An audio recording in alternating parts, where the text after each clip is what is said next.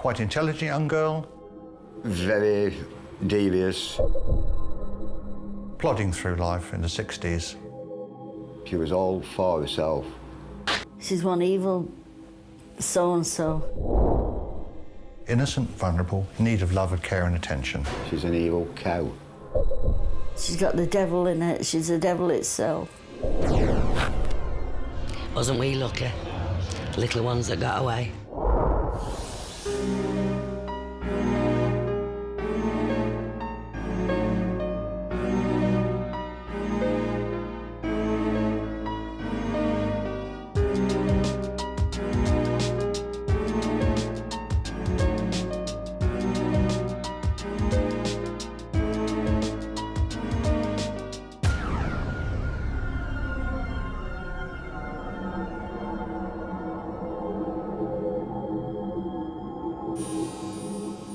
The crimes committed by Moors murderer Myra Hindley shocked the nation.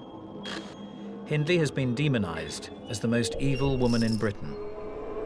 With her lover Ian Brady, Hindley took part in the abduction, sexual abuse, torture and murder of 5 innocent children. She was sentenced to life imprisonment. Hindley's supporters claim that she would not have been capable of murder without the influence of Brady. With the help of criminal psychologist and forensic profiler David Holmes, we aim to delve into the mind of this infamous killer. Was Hindley indoctrinated into Ian Brady's murderous world, or was she quite simply born to kill?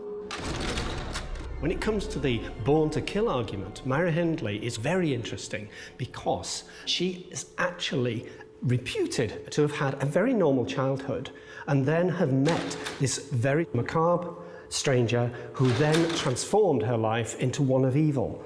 Now, that is a very simple story which requires further examination. Myra Hindley died in prison on November the 15th, 2002, after serving 33 years. She was 60 years old. Myra and Ian might have carried on torturing, sexually assaulting and killing children if it had not been for one man, David Smith, and his confession at Hyde Police Station on October the 7th, 1965. David had witnessed Ian brutally murdering their 5th victim, Edward Evans. The final murder they committed was that of Edward Evans. He was a teenager, and Brady and Hindley had met him on Central Station and persuaded him to come back to the house with them.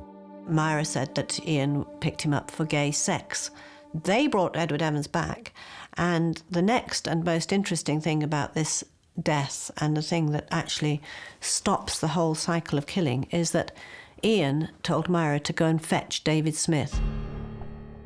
David Smith had the reputation of being a neighbourhood hard man. He'd started dating Myra's sister, Maureen. They got married and moved to the nearby Hattersby estate, close to Ian and Myra. The 4 of them spent a lot of time together. David was impressed by Ian's right-wing views.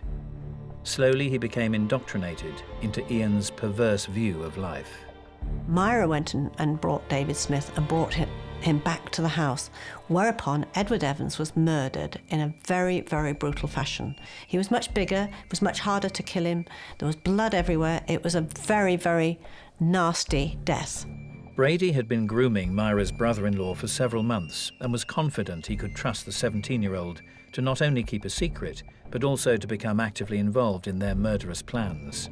But Brady miscalculated David. Eventually, Edward Evans was killed, and his body was parcelled up and wrapped up, and they took him upstairs with great difficulty and locked him in a bedroom. How much David Smith was involved in the actual killing, he says not, but he said he had to do certain things because Ian was controlling it and forcing him to. He said he had to do what he had to do, clean up and help Myra and Ian that night, and he had to help them to do everything to save his own neck. Then he went back home and told Maureen what happened. With a large carving knife to protect them, they went down to the phone box and they phoned the police, and they stood in that phone box until the police arrived, and the pair of them were really, really terrified and horror-struck. David Smith gave an account of what had happened on that evening. Myra wasn't present during the physical murder. She was actually in the kitchen, but she was certainly involved in the cleaning up of the house afterwards because, as you can imagine, there was an awful lot of blood, and I think it's fair to say that David Smith had certain views about her thoughts at the time. They were flippant remarks about blood and tissue around the room. The crime scene of the murder of Edward Evans was a grossly blood-splattered affair, in the midst of which Myra Hindley was projecting herself as a laughing, gay, busy housewife, tidying up a normal domestic scene. She normalised what was grossly abnormal. For this particular scene, it helped her to distance herself from the reality, the horror of what she was engaging with. David and Maureen's story was taken seriously by the police. 24 officers were called to Ian and Myra's house. David Smith had warned them that there were guns on the premises. They decided that they would do this in a sort of undercover way. So when the knocker went and Myra Hindley answered the door, it was not a policeman on her doorstep, it was a breadman with a basket of bread loaves. Myra said, "We don't have bread," and then he said, "But I'm a policeman," and they went inside. The police insisted on searching the house, which they resisted, but eventually they, of course, had to accede, and the body of Edward Evans was found. Little did they realise, but the police were about to stumble across one of Britain's most notorious criminal cases, the Moors murders. Straight away, Ian Brady was arrested, but Myra Hindley was, having been questioned, she was allowed to go home. They didn't believe she was involved. However, because of David Smith's insistence that there were probably more murders involved, the police continued to investigate, and they searched the house very thoroughly. They actually found a list of, which Ian said was the planning for a robbery, and it had enigmatic initials on it, and one of them was PB. And eventually, down the spine of a prayer book, they found a ticket for a left luggage office at a station in Manchester. And they found out which one it was and claimed a suitcase back. Majority of serial killers take some form of trophy of their crimes away with them, whether it can be rings or it can be jewellery or it can be a hair. And it was in this suitcase that they found all the photographs and the tapes of Lesley Ann Downey's last few minutes on Earth. Brady and Hindley were not unusual. They had tape recordings of the torture and the murder and the pleadings of Lesley Ann Downey. 10-year-old Lesley Ann Downey had mysteriously gone missing from the area 6 months earlier. David Smith told the police that Ian had joked about burying children on the moors. Eventually, with the use of the photographs that had been taken of Myra with her dog and Ian up on the moors, they managed to actually find a place where they thought that they might fruitfully start digging for bodies. Myra was arrested and charged a few days after Ian.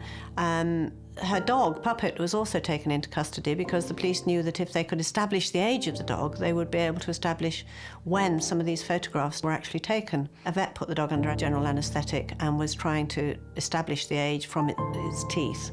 And tragically, Puppet died, and Myra Hindley was heard to scream around the police station, "Murderers!"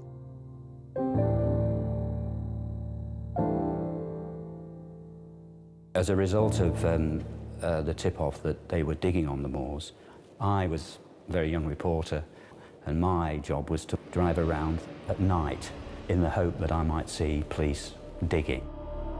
Saddleworth Moor is quite an eerie place at the best of times, but to be up there in the early hours, in the dark, knowing that there could be, at that stage, could be children buried out there was quite weird.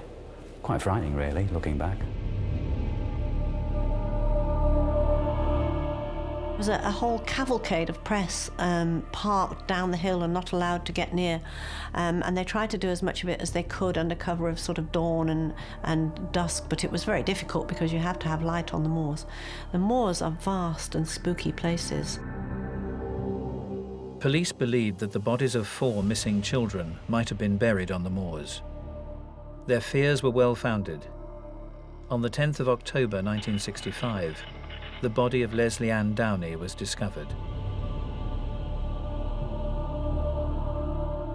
11 days later, the body of 12-year-old John Kilbride was also uncovered. John had disappeared without a trace on November the 11th, 1963. In 1965, a case like this was unique. For the first time in British history, a woman had been implicated in a killing partnership that involved the serial sex murders of children. What had turned Myra into such a monster? Was it a question of nature, not nurture? As the details began to emerge, particularly in the local community, there was a sense of outrage. I think if some people could have got their hands on Myra Hindley and Ian Brady, they wouldn't be here today. It's quite difficult to comprehend what they got up to and got away with for so long.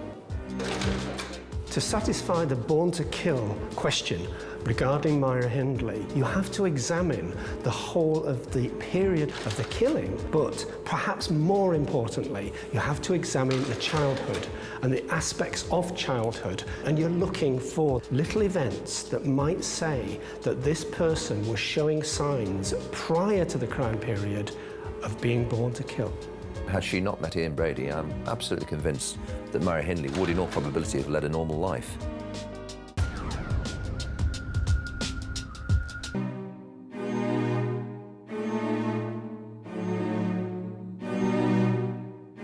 Ian Brady and Myra Hindley were sadosexual killers.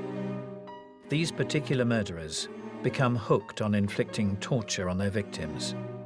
Their pleasure is gained in a perverse game of cat and mouse, stalking, entrapment, and killing of their quarry. In the case of Brady and Hindley, their favoured prey were children. What normal and everyday person could watch a man sexually abuse a child, torture them, strangle them, murder them, and dig a shallow grave on the moors and put them in it and walk away and sleep at night, which she did for many years. So how did a seemingly normal child grow into an adult so perverse that she would gain pleasure from the sexual abuse and murder of children? When looking at serial killers such as Myra Hindley, you have to very carefully examine not only the period when the crimes were being committed, but look very carefully at the childhood in order to separate out those things which may be clearly environmental, those things that may have been biologically there all the time, and those interactions between them.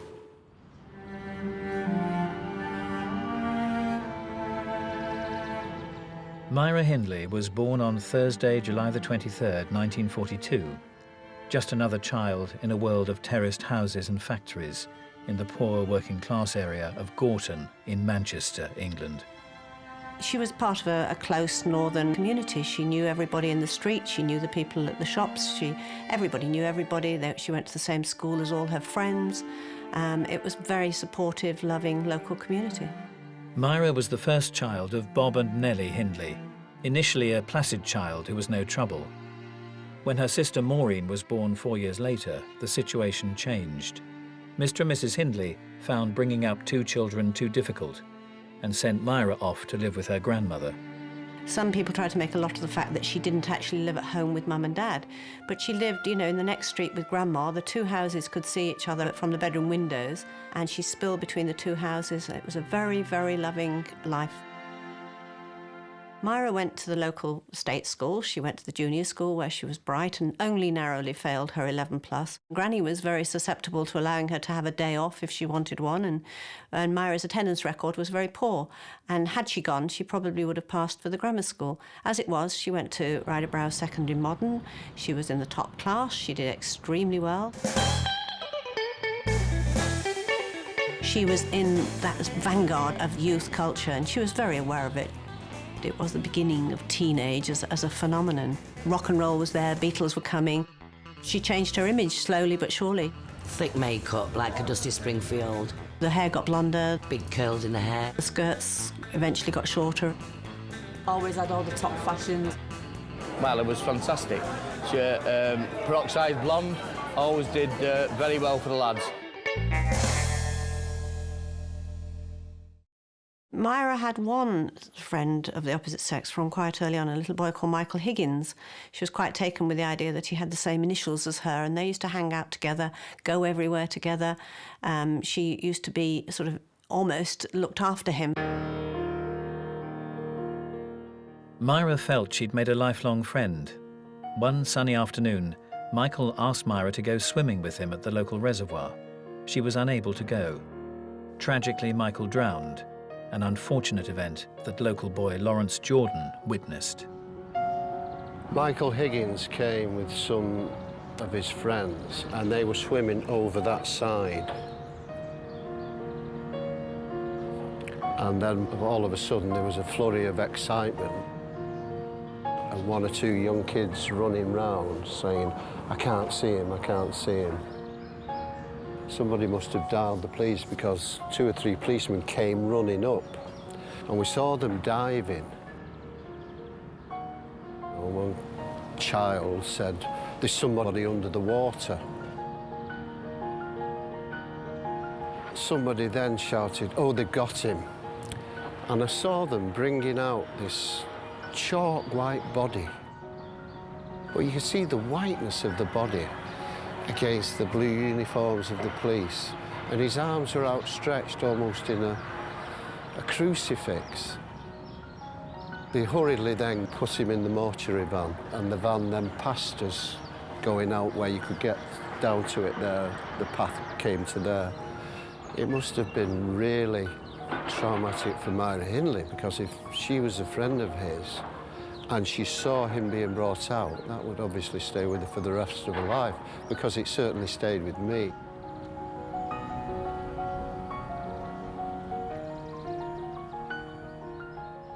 And after that, she went in a shell for a while. She was absolutely devastated of the fact that he died. She wasn't the same girl for months and months after that. In fact, it was a year or so, a long time. She went and visited his parents, his mother, all the time, and she actually converted to Catholicism. Michael had been a Catholic, and she actually converted in the wake of his death. With Michael, she invested quite a lot and lost quite a lot. And to some degree, although she might have blamed herself, she also blamed everyone else. And this was the beginning of the distancing of her from other people. And also, within this, she would hide in religion. This was another step away from humanity and towards a new kind of aim and career. It was not long after Michael's death that Myra left school. On her 17th birthday, Hindley became engaged to Ronnie Sinclair, a local boy who worked at the co-op. However, Myra's apparent contentment with her ordinary life didn't last long. Half the time Myra wanted the sort of classic husband and 2 kids, which all the girls around her aspired to, but there's another part of her that really didn't want to do that. Being brought up by her grandmother to have a certain sense of self-importance, Myra Hindley did require more from life than simply 2.4 children and a marriage. This would not be stimulating to her. For some women, they require a certain amount of violence, a certain S&M quality to their relationship, and Myra was of this type. Eventually, she landed a job as a typist secretary at Millward's, which was the place where she ultimately met Ian Brady. Ian Brady was working in the office at the time. He completely ignored her for many, many months. He was aloof. She describes him as an extremely good-looking individual. He was always well-dressed. Ian was, quite an attractive, handsome. He used to have this big motorbike that everybody wanted to sort of like go round when you're kids and have a go of it or look at it. And, you know, I think he was just mesmerised by it, wasn't he, really? Yeah, there wasn't very many motorbikes in Gorton at the time. She very, very quickly came to be absolutely fascinated by him, and the perfect example of this is she kept this very childish diary in which she wrote things like, "He looked at me today, Ian spoke to me today, Ian is in a bad mood today." He's not looked at me today. He has looked at me today. Will he take me out at a weekend? At best, Ian Brady was bisexual and probably rather more homosexual than heterosexual. So she was very much on the periphery of his vision. Until the famous Christmas party when they got together and became an item from there on in. And it was at that stage that he started to indoctrinate her into his views on politics, life, sex, and so on. That first night, Brady took her to see the Nuremberg Trials. As the weeks went by, He played her records of Hitler's marching songs and encouraged her to read some of his favourite books, Mein Kampf, Crime and Punishment, and the works of the Marquis de Sade. Hindley happily complied. She had waited for so long for something different, and now here it was. Myra's family were not keen on Ian from the very word go. Ian's background had been more dysfunctional than Myra's. He was born in the centre of Glasgow as a result of an affair between his mother, a waitress, and a man whose identity we've never been completely sure about. And he was fostered when he was about 2 to a family who were living nearby. And they brought him up to the best of their ability. However, when he became a teenager, he began to get involved in crime. Eventually, the courts in Glasgow said that he had to go and live with his mother, and his mother at this stage was living in Manchester, so basically Glasgow shipped its problem out. Brady became Hindley's first lover, and she was soon totally besotted with him, soaking up all of his distorted philosophical theories. She went from this happy-go-lucky girl to not wanting to speak to anybody, not wanting to be with anybody. It was always you shout Auntie Myra, because, as I say, everybody was shouting. You'd shout to her and she'd completely ignore you. She became involved in all his strange sadomasochistic sex. He didn't have a normal sexual appetite. Brady told Hindley there was no God, so she stopped going to church. When he told her that rape and murder was the supreme pleasure, she did not question it. Her personality had become totally fused with his. I don't think Ian was in love with Myra. I think it was just what he was doing, really. I think he was playing cat and mouse like he's done all the way along. Early in 1963, Brady put Hindley's blind acceptance of his ideas to the test. He began planning a bank robbery and needed her to be his getaway driver. Immediately, Hindley began driving lessons, joined the local rifle club, and purchased 2 guns. The robbery was never carried out, but Brady's purpose had been fulfilled. Myra had shown herself to be a willing partner in crime. He had so many wonderful dreams and schemes, and she was obviously very, very impressed by him. Unfortunately, what Brady actually had in mind was the destruction and torture of children, and she got swept along with it, and the poison infected her. And that was how they embarked on their first murder. Pauline Reed was on her way to a dance. She'd left home dressed in her pink party dress. Myra knew her. Myra pulled up in the car alongside her and asked Pauline if she would come and help her look for a glove. And it transpired that Myra drove her up to the moors, with Ian Brady following on his motorbike close behind. And what we do know is that Pauline got out of the car, presumably went to look for the glove with Myra, and that Ian Brady then came up behind and, as far as we know, hit her with a spade and killed her, and sexually assaulted her. But to kill Pauline and to walk around the community knowing that everybody was looking for Pauline and held her head high. She didn't even blink, nobody had an inkling or anything. Almost, Pauline was a dangerous one because they did have some connection with her. He knows that the way to do the murders is to pick up children because they're easy, Myra to do the picking up because that is much the easiest way of doing it, and to do children that they do not know. So that takes them on to meeting John Kilbride.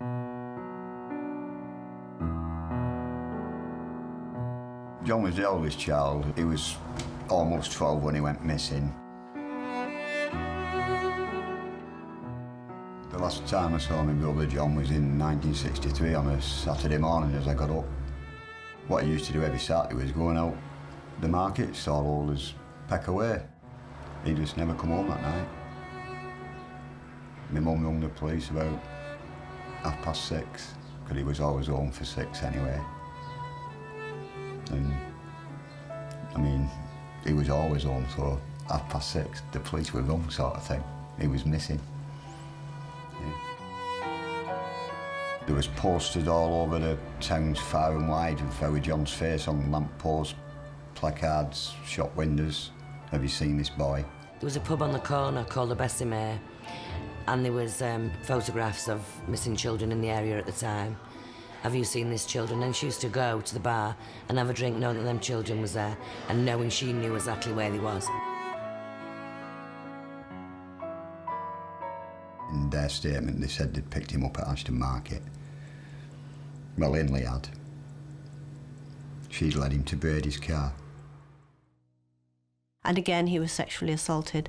He was found with his underpants tied down at the bottom of his legs and buried again close to the road. I think after just a few weeks, we all realised he wasn't coming home. We knew he hadn't run away and we knew something had happened to him, but we didn't know what. Not for 2 years.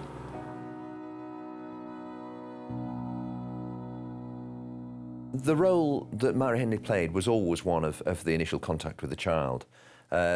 Sometimes Brady was absent and came along later, or on other occasions Brady was behind on a motorcycle and he was flashing the headlamp to tell her, there's one coming up now, stop and talk to this individual here.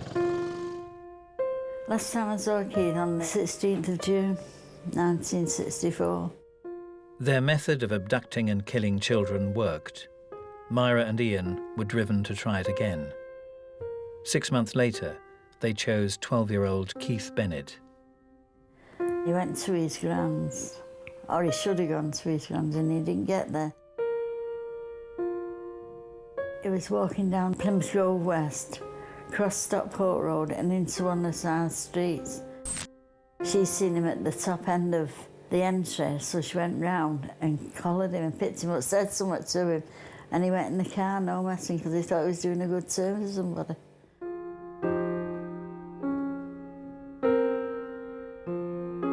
So when my mum come down on the 16th of June, I said, where's Keith? She said, I don't know. I said, well, he should have been at your house.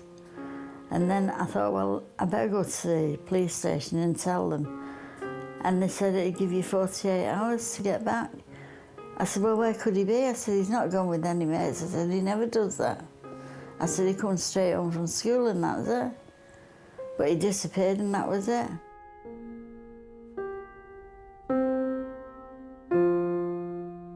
Two months after, the police come to the door with Brady and Hindley's photo. He said, well, we think it's possible that these have had something to do with Keith, you know, with Keith abducting him. There is a slight difference with Keith because they take him deep onto the moors. At least 3/4 of a mile, which is quite a long way for a small child. He hit him on the back of the head, knocked him out, and then put a machine cord rubber around his neck and broke his neck. And he actually assaulted him afterwards and left the clothes at the side where they buried him. He didn't know he was going to his death.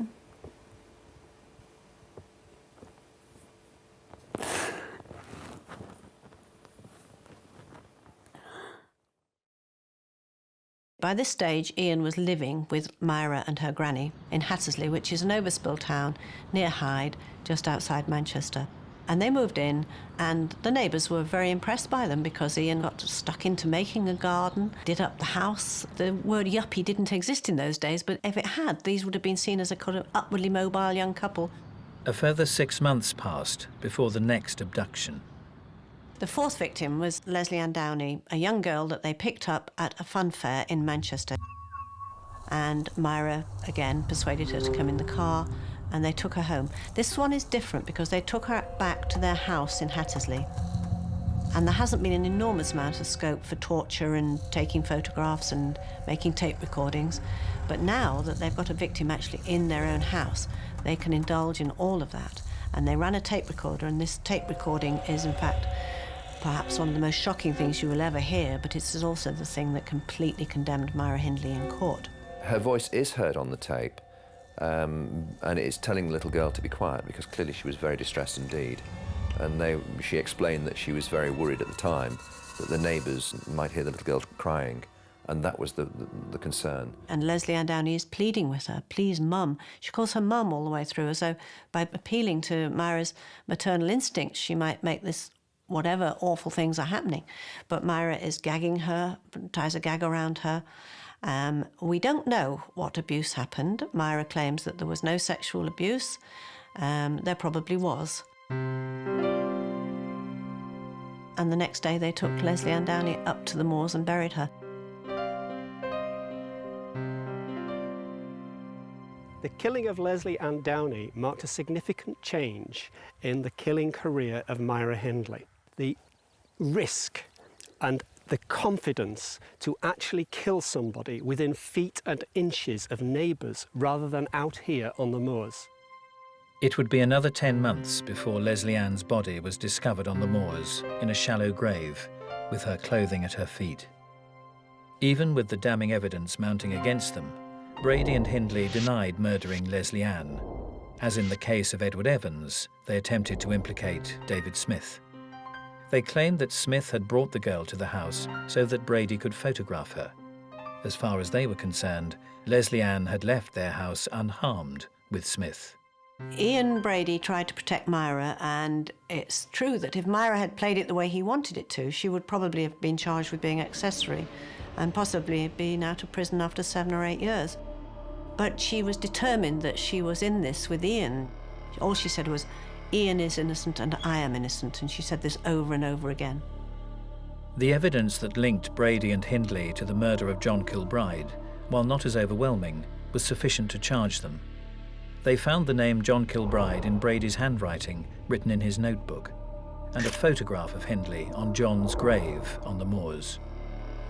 I actually got ready myself to go and help on the dig, and I was more or less locked in my bedroom by my father.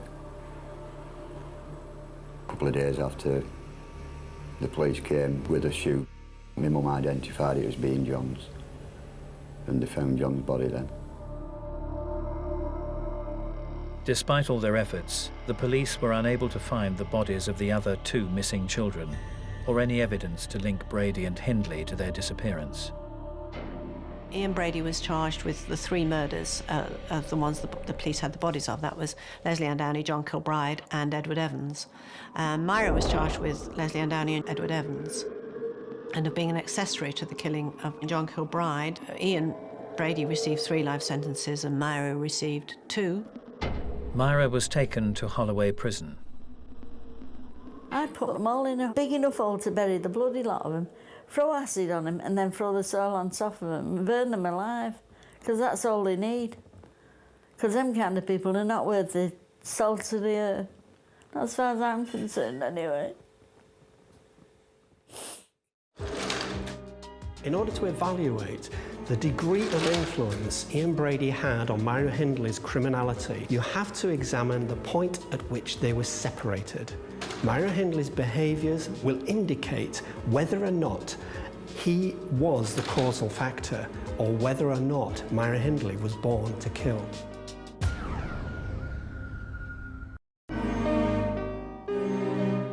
Ian Brady's hold over Myra Hindley continued for the first few years of their incarceration.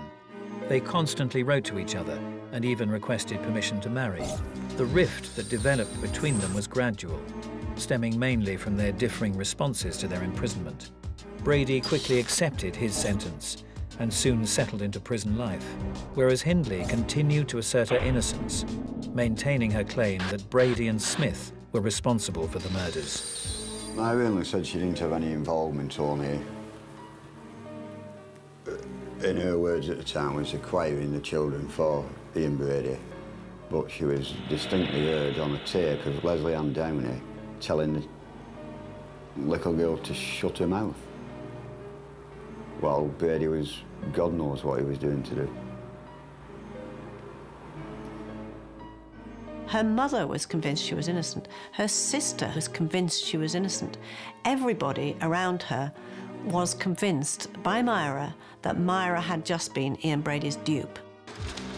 Myra Hindley's mind, the story was in place regardless of her innocence, and she would gather together anyone who would listen, give her time, and certainly anyone who would give her any publicity that might support her plea of innocence.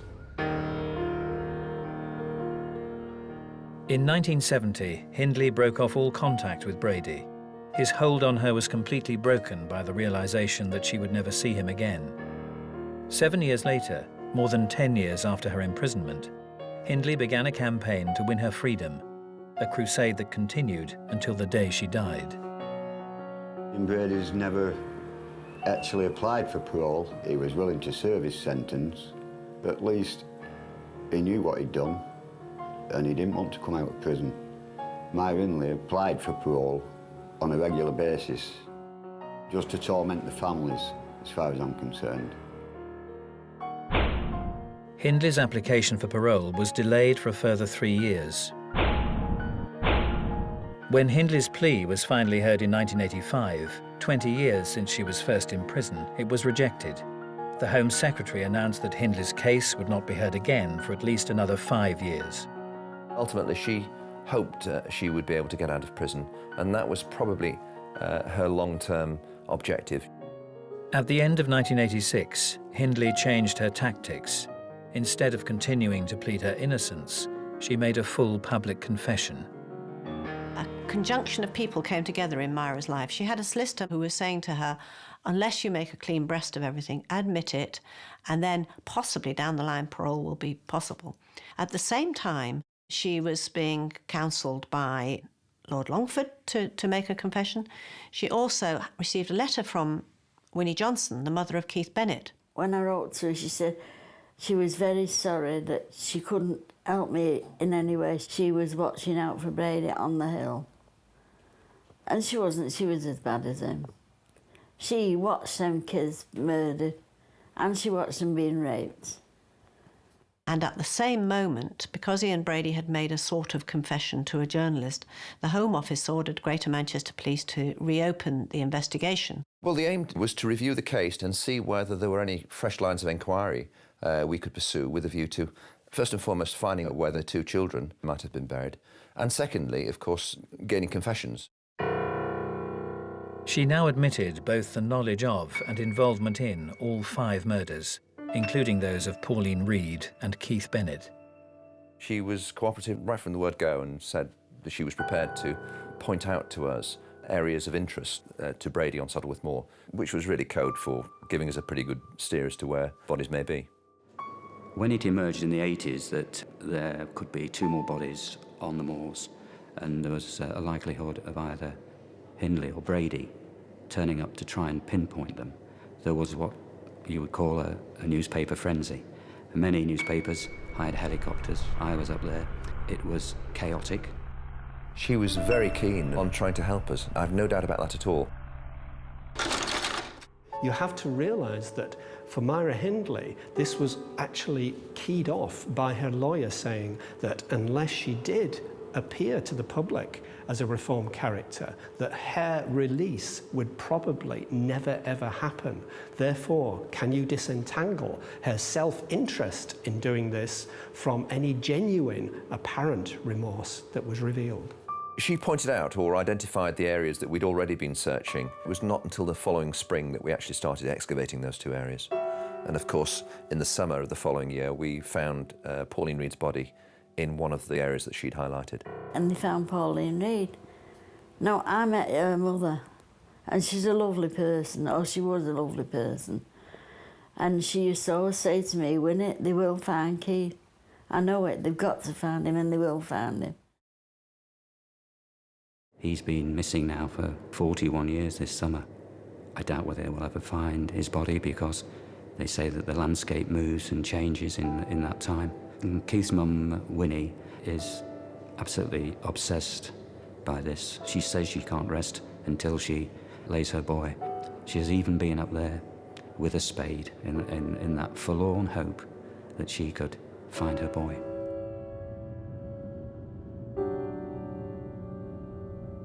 I love it up here because I know Keith's up here watching me. Other than that, I wouldn't come up, but I know he's up here and I know he knows I'm up here and he knows I'm putting flowers on the fence for him. No matter what hell or fire, I'll have him back.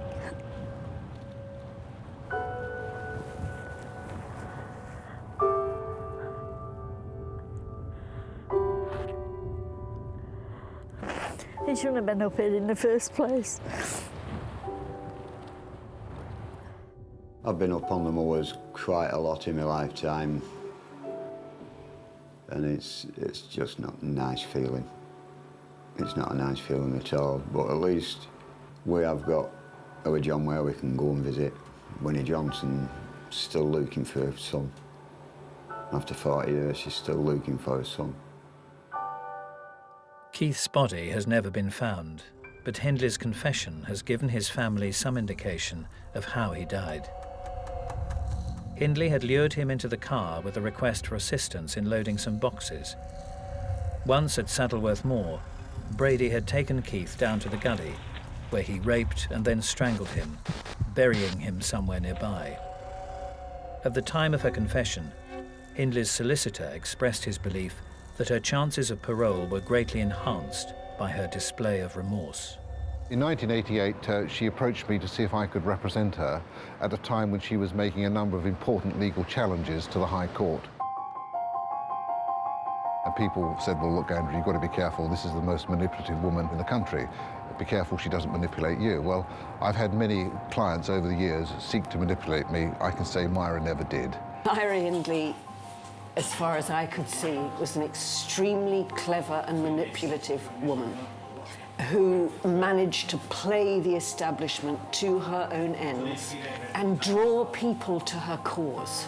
The criminal justice system has always recognised that if you change and if you reform, you should be granted parole. All the experts were of the opinion that she had reformed. If you want to understand Myra Hindley, you have to compare her prison career with that of Ian Brady, who became a tortured man.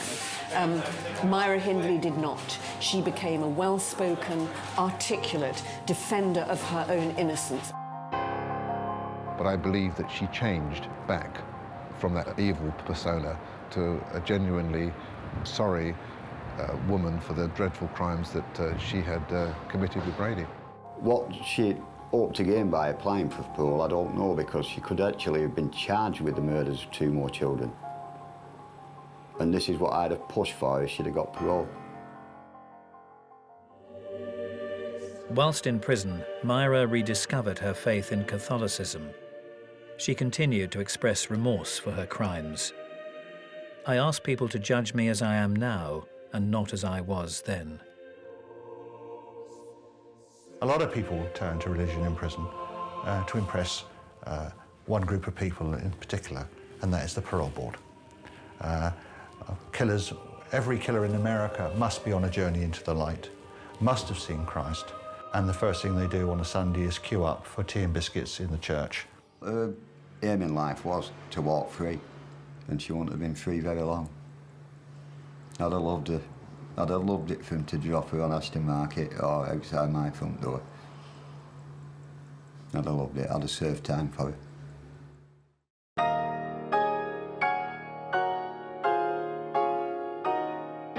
I'm certain in my mind that if Myra Hindley had never met Ian Brady, she would never have been involved in murder. She would have moved heaven and earth to do anything to please him. You could call it a tragic love story, but I don't think you could put the word love in this. Not when you think what they did. Without the influence of Ian Brady, it is very, very unlikely that Myra Hindley would have killed another person. However, her searching for a stimulating, exciting life may have ended up with her being with some drug dealer, some bank robber, who would give her an exciting life, but wouldn't necessarily have involved her in one-to-one killing. Just haven't got words to explain how I feel about her. That sort of thing just did not happen where we lived. On November the 15th, 2002, at the age of 60, Myra Hindley died from respiratory failure, arising from a serious chest infection. She'd suffered a suspected heart attack 2 weeks earlier. She's got the devil in it. She's the devil itself.